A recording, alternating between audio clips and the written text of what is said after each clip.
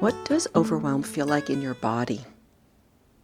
Welcome to Daily Whispers. I'm Kara Bradley, talking about overwhelm this week. I did a long one yesterday, laying it out, but today I'm going to be quick. And I want to talk about the physiological impact of being in overwhelm. So go back to yesterday if you haven't listened to it yet. Start there to learn about what puts me in overwhelm and what may shift you into overwhelm. But today I want us to go below the neck for a moment and just reflect on how your body feels when you shift into overwhelm. And I'll give you some clues because it's very clear to me when I get into overwhelm physically, and I am certain that you will relate to some of these. The first thing that happens in my body is tension. When I get into overwhelm, I feel contracted, constricted. I think my posture changes, shoulders roll forward, my gut clenches a bit, and my throat tightens, and my neck, I feel it on my neck, like my shoulders go up to my ears.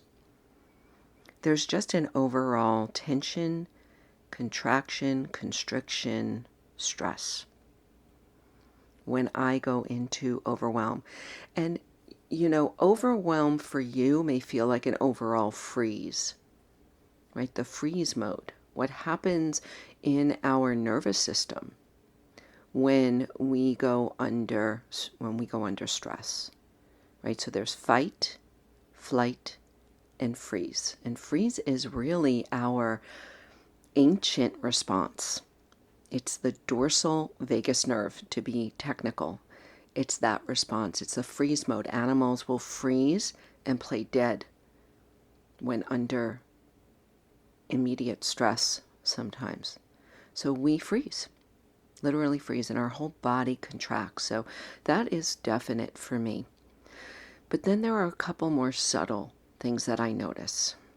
I stop breathing. I don't stop breathing, but I stop breathing.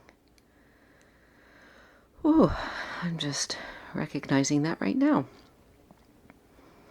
The breath goes all the way up into the chest, and my breath gets short and shallow. I don't exhale. Most of us are not exhaling enough or fully. Guess what happens when you exhale fully? A good long exhale. Let's do that right now. Take a deep breath in. And a long exhale. You can exhale out your mouth. You can even sigh. One more time, inhale.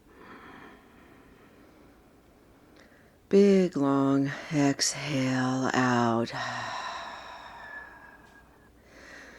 Every time we exhale, we activate the parasympathetic response of our nervous system. The parasympathetic response is what indicates to our body that we can rest and we can digest. So when we go into overwhelm, when I go into overwhelm, I don't exhale. I start chest breathing in these short, rapid breaths, and guess what happens then is that my heart rate goes up. Right? The heart has to beat harder, faster, in order to pump blood through our system because we're not exhaling. So, this is physiological responses. Now, what happens when we go into stress as well is that our pupils dilate, right? We stop seeing wide and we start seeing in a constricted way. And what happens when our pupils dilate as well, think about it from the mind perspective. Everything closes down. We close. It's like those little animals. You can think about it like a snail, right? Or a slug. Maybe it's a snail. When you poke it, it contracts into the little ball. That's what we do physically. That's what's happening to most of us in overwhelm. Start to notice it in yourself. Start with your body. Body first, I like to say, because our biology is driving our psychology. Our physical responses is driving our mental responses subconsciously. So when we can become aware of our body first, which is not something we're taught to do in our culture, body first, what's happening? Then we can become more aware of what's happening mentally. And this is all a practice of becoming familiar with the way we work.